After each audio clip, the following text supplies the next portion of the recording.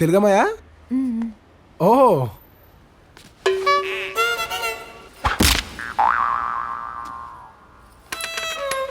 అయ్యో, ఏ మూగమ్మాయిరా పాపం, ఏమంటుంది?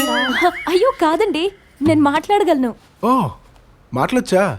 మరి సౌండ్ కట్ చేసి ఈ సైకిల్ ఏంటి?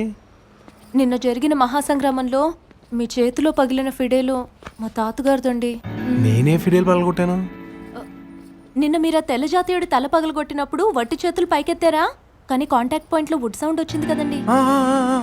ఆ వుడ్ నాదేనండి, అది వుడ్ కాదండి, మా ఫ్యామిలీ ఫుడ్ అండి. ఓ ఐమ్ సో సారీ అండి. పోయిందలో తీసుకురాలేవు. మీకు అభ్యంతరం లేకపోతే నేను కొత్తది కొనియచ్చా? ఓ థ్యాంక్స్ అండి. వెల్కమ్ అండి.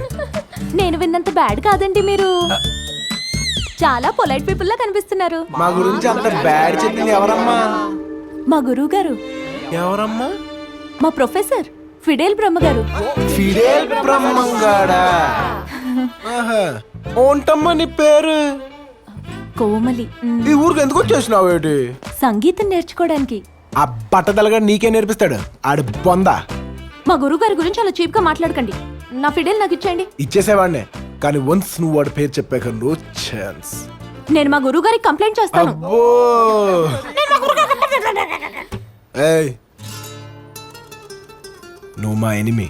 అయ్యో కాదండి.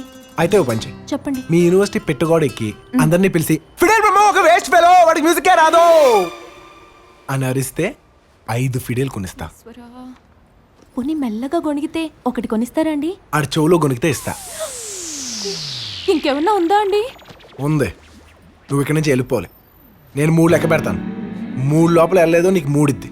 1 2 3